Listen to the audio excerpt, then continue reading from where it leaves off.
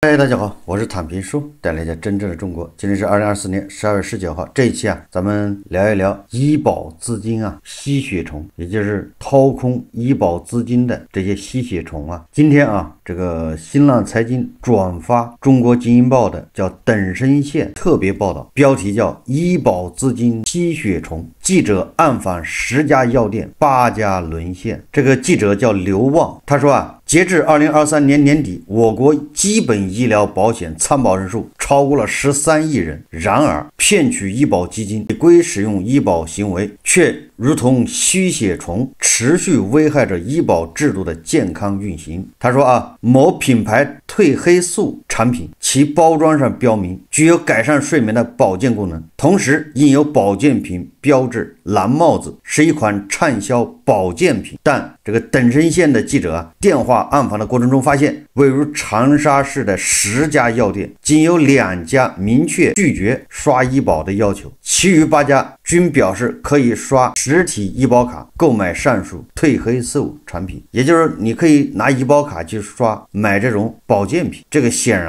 恐怕跟这个医保基金的使用相违背。记者说而这只是违规使用医保行为的冰川一角。有业内专家告诉记者，仅违规倒卖医保药品的产业链就至少有几十亿元的规模。同时，由于医保基金使用范围广，涉及的人口数量、企业数量和机构的数量极为庞大，因此近年的医保治理案件呈现骗保主体多元化、作案手段多样化的特征，这也给医保基金的监管增加了难度。这个记者他打电话暗访了10家药店，说我买这个保健品能不能刷医保卡，只有2家明确拒绝，刷不了，剩下的8家都是可以。说11月29日，河北省沧州市的刘先生在某药店为父亲购买一款护眼产品，用于缓解视疲劳。尽管该产品标有保健食品蓝帽子标志，但刘先生仍成功的使用医保余额进行了支付。刘先生提供的付款截图显示，其累计支付了364.8元，账单上备注此账单全由医保支付，不含自费。这个刘先生经历并非个例。2024年11月下旬，记者以走访和电话的形式暗访了多个地区的药店，发现了部分零售药房存在刷医保余额可以购买非医药保健品的情况更过分的，有的药店甚至你可以刷医保余额买什么电饭锅、买小家电，这都不叫事有媒体报道过，医保基金的钱就这么被掏空的。说其中记者电话联系了位于长沙市10家线下药店，提出了购买某品牌褪黑素产品。面对记者的刷医保要求，仅有2家明确表示了拒绝。这个湖南省它的医保改革从2023年11月起，个人账户资金计入本人的记账户，这个我记得北京也改了。以前北京就是个人账户资金是打到你银行卡里面，你可以直接把这钱取出来。后来因为疫情，大家都知道吧，应该是跟这个有关就缺钱了。这个以前北京看不上这个钱，一个人一个月不多嘛，100多块钱，有的时候还到不了，小钱。但是疫情把这个医保的钱掏空了，那这小钱也变成值得去打一下主意的。所以北京他就改革了，把这个打入个人账户的资金给你搞个叫记账，就是你账上是有这么多钱，但是你用不了，你只能买药或者是干什么跟医疗相关的，你可以动这个记账户里面的钱。实际上说通俗一点，就是本来个人账户里面的资金，现在他把你搞到一个池子里面去了，然后给你只是记账，说你应该有这么多钱，你自己想花不了，你得指定的药店买药或者干什么。这个记者了解了长沙2023年10月起也是实行周支记账管理，不再划拨到本人原医保卡。大家知道你这要搞资金池，你就知道意味着什么，意味着有人要挪用这个钱。而上述药店提到的实体卡当中的资金，则属于往年医保账户余额。不过对于这部分资金，湖南省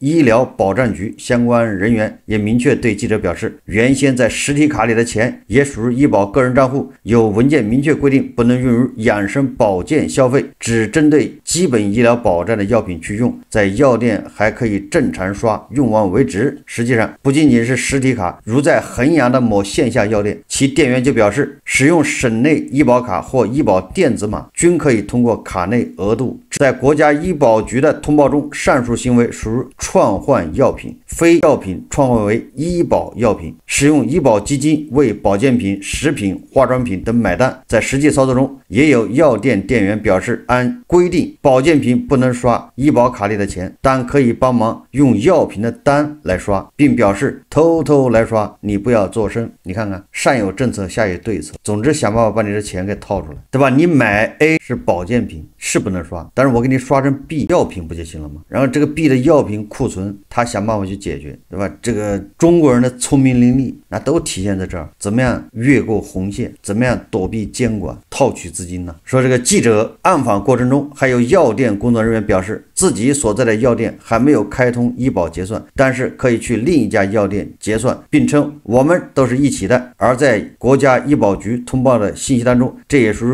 违法违规使用医保基金的情形。针对上述暗访情况，记者向相关企业发送了采访提纲，到截至发稿均未收到回应。另外，对于消费者来说哪些产品能使用医保，哪些不能使用，其实并不十分了解。上述刘先生就表示，自己也不知道哪些情况可以用医保余额，只是药店说可以用，自己就拿出卡来了。当然了，这个不同的地区不同的药品产品，恐怕这个政策都不一样，五花八门啊！你不是专业人士，根本就搞不清楚。就同一款药、同一款产品，在不同地区那还不一样呢。为什么把这个搞得这么复杂？越复杂就越有利于一些人上下其手，规则越简单明了，它越没有灰色的空间呢。实际上，随着医保政策的推进，越来越多的参保人可以在定点零售药店使用医保基金购买药品，导致定点零售药店的医保基金使用量大增。如此前被通报的一心堂，截至2023年上半年，医保刷卡销售收入占其总收入 44%。你说这么一个上市公司，它的收入 44% 来自于保卡刷卡，这里面猫腻得有多大呀？在医库软件董事长看来，当前定点零售药房发展迅速且乱象频生，相信会成为医保监管的重要对象。这个恐怕大家都清楚啊，你看看身边一条街上恨不得30米一个药店，对吧？一个小区门口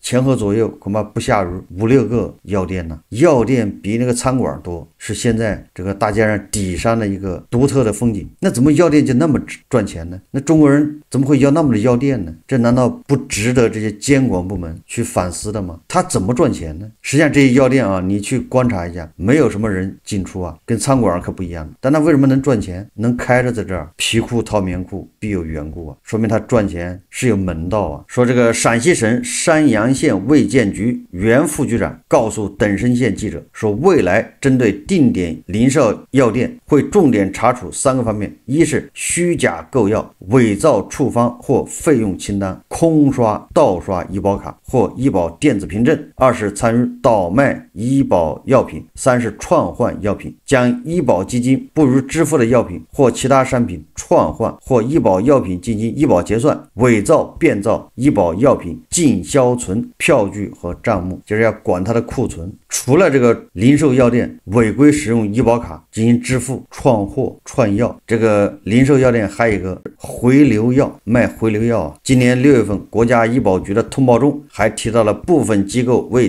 代配药人员超量多开贵重药品进行医保结算，为其低价转卖推销药品提供便利的问题。这种超量开药的情形为回流药激发倒卖医保药品增加了开口。记者梳理发现，2023年至今，仅在公安部公开通报和央媒重点报道的违法倒卖医保药品的涉案金额就已超过了 4.3 亿元。说记者在采访中了解到，在部分药房中，处方药几乎随意买卖，却无需处方，只需要提供假名手机号即可购买处方药，不仅先要后方，且构成了事实上的处方造假。更有消费者在不同门店购买了10盒处方药，并未留下一个真实姓名和电话。也就是本来是要处方才能卖的药，结果这些都形同虚设。违规使用医保基金当中最大问题就是超量开药，通过违规套用医保超量开药之后，通过中间人再将药品卖掉，形成药品回收产业链。我举简单例子吧，就是你生病了，本来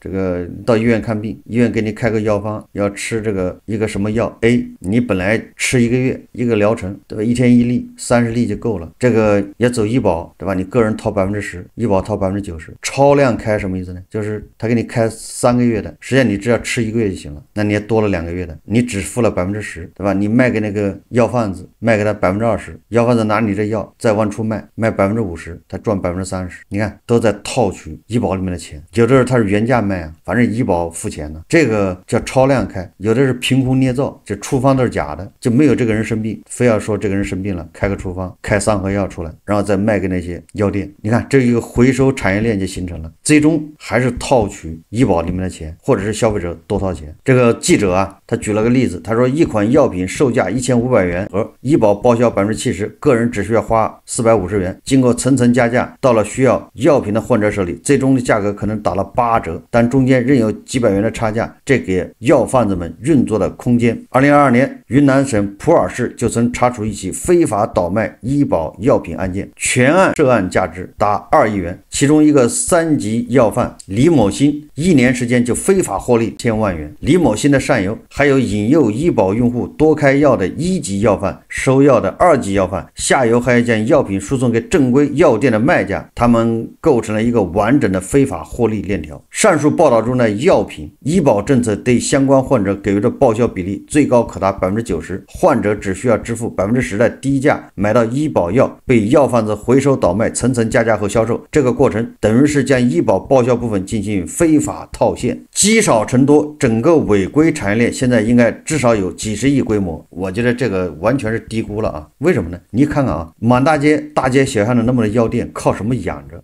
别的不说店租，然后里面至少有2-3个销售人员吧，一个月成本是多少？然后那个你要进药，你要压货，对吧？你要资金，这资金成本多少？他靠什么活着呢？正常的到药店买药的人并没有那么多，全部靠这种非法套现，对吧？这种非法使用医保卡活着。那你说这个产业得有多大？几十亿能养活满大街小巷这么多药店吗？这就是蟑螂定律啊！医保的钱怎么亏空的？如果一年只有几十亿，那还是小数啊！咱们整个的医保规模多大？一年只有几十亿，那你就烧高香吧。说记者注意到，连锁药店规模极大，截至2023年年底，益丰、大森林、健之家等门诊统筹门店数量分别是4200家、1281家、389家，这还有老百姓大药房呢，还有好多呢，这品牌的几十种都是连锁他们靠什么活着呢？这东西经得起查吗？主管部门到底在里面搞什么？他们不了解情况吗？实际上，各地监管部门也都在严厉打击这种情况。河北石家庄某人民医院的医生告诉记者，因为各地的药品差价都有差异，在过去也有医生联合医药代表参与保药品非法倒卖，从一地卖到另一地。但2023年以来，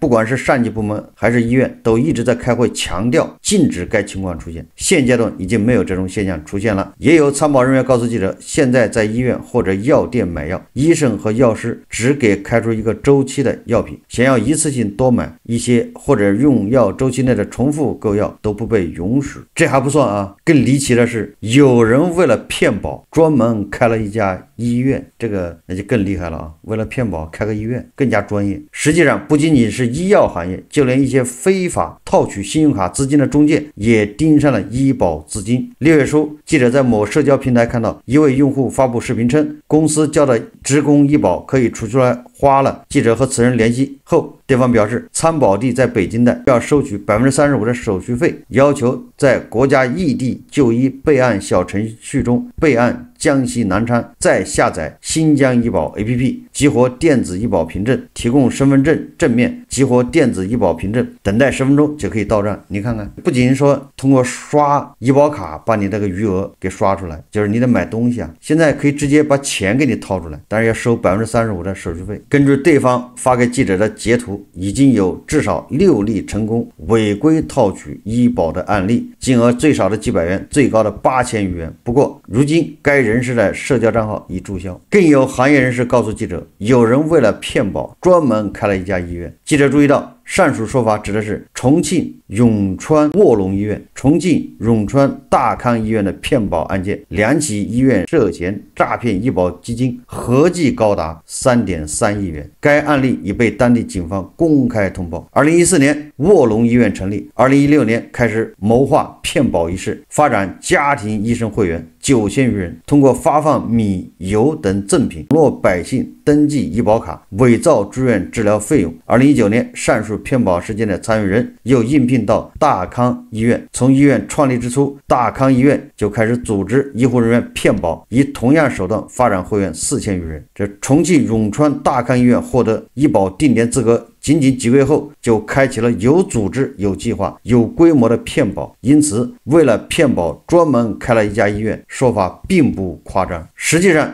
从目前的案例来看，违规使用或套取医保基金情形多样且复杂，给监管带来了一定的难度。以技术进步挖掉医保吸血虫，种种乱象之下，同时也要看到强监管对医保基金规范使用积极效果已经有所显现。在过去，主要就是在药店里刷医保，购买米面粮油和保健品，但现在应该好很多。也有河北当地的用保人告诉记者，过去药店可以用医保买到非药品，也就是米面粮油啊，甚至是小家电，但近2年已经不行了。记者走访北京、河北多家药店，发现钙片等保健产品均不被允许用医保结算。有工作人员强调说，医保只能用来购买医保药品。现阶段监管出严的情况，其实是技术进步的结果。说技术进步让违规行为发现成本下降。药品是管制类商品，入库出库都要有记录。之前很常见的医保购买非医保药品，犹如现在有了大数据工具，很容易被发现。记者注意到，2022年开始，国家医保局就依托全国统一的医保信息平台，建立反欺诈数据监测专区，研究开发了虚假住院、医保药品倒卖、医保电子证套现、重点药品监测分析等大数据模块，通过各类大数据模型筛查出一系列可疑线索，联合公安机关精准打击。说，据国家医保基金监管司司长蒋成佳此前介绍，2022年医保局通过大数据分析技术，仅1周时间就完成对全国42万余家定点医疗机构近38亿条海量数据分析，发现大批可疑线索，有效破解了传统人工核查发现难、效率低的难题。当年依靠该模型，在公安机关大力支持下，最终查获医药机构62家，抓获犯罪嫌疑人499人，涉案金额高达1.5亿元。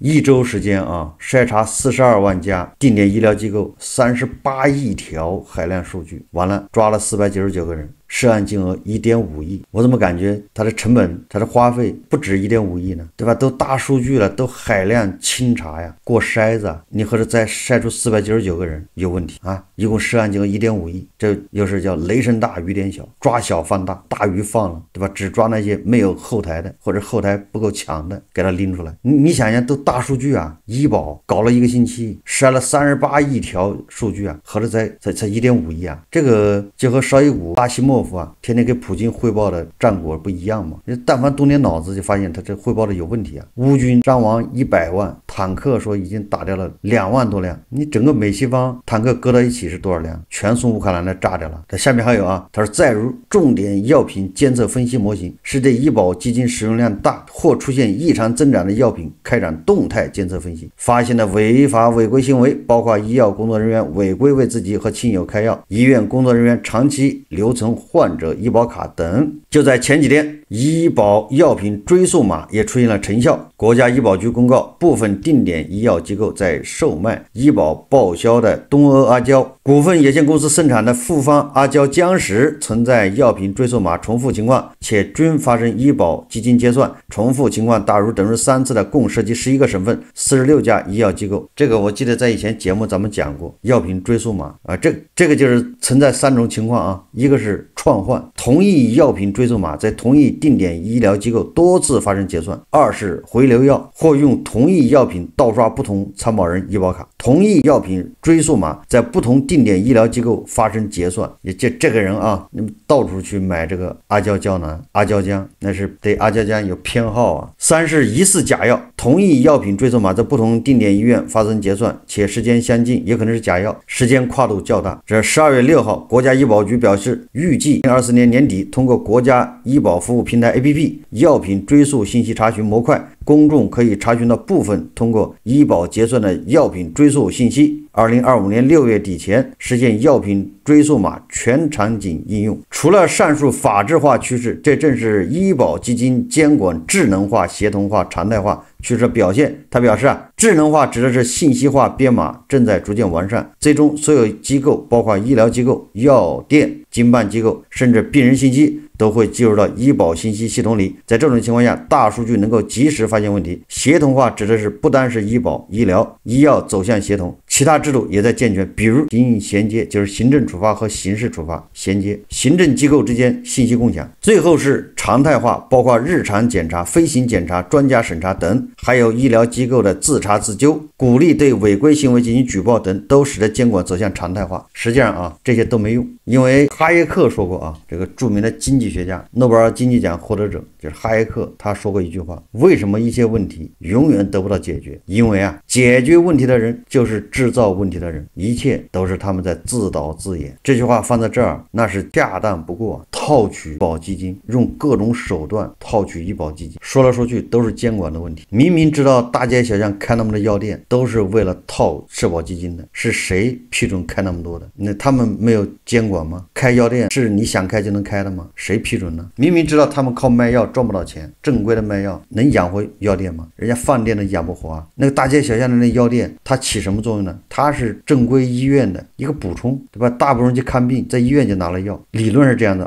但是为什么还有那么多药店出现，越来越多这本身就不正常，对吧？自己在放水养鱼，完了之后就去管，显得自己很忙很重要，这跟那个过去的计划生育部门是一样的，要显得自己这个部门很重要。解决问题的人实际上他就是制造问题的人，他不停的制造问题，然后自己假模假式去解决，显得自己很忙，很有成效很有功劳所以把这些部门给他裁掉，这事情就简单了，就这么简单。这叫拥寇自重或者养寇自重不就这么简单吗？不要说那么些大数据什么技术模块，阿里、京东甚至拼多多这些平台上面对商家的管理，对吧？你随便搞一套过去改吧，花不了多少钱就把那药店管上了，那他想造假都造不了。或者你有那个拿出烟草专卖的那个镜头，你知道烟草专卖到什么程度吗？对吧？烟草专卖局给你这个店送来的10条烟，这10条烟只能在你这店卖，如果这10条烟的码出现在别的地方，那就完了，那你这个店的资格就没了。他已经精准到这种程度了，对吧？连烟都能管得这么死，药怎么管不住呢？还什么回流药，净扯淡，是真的管不住呢，还是不想管，对吧？他这样管死了，他们的灰色收入就没了，对吧？把规则搞得那么复杂，无非就是便于他们上下其手。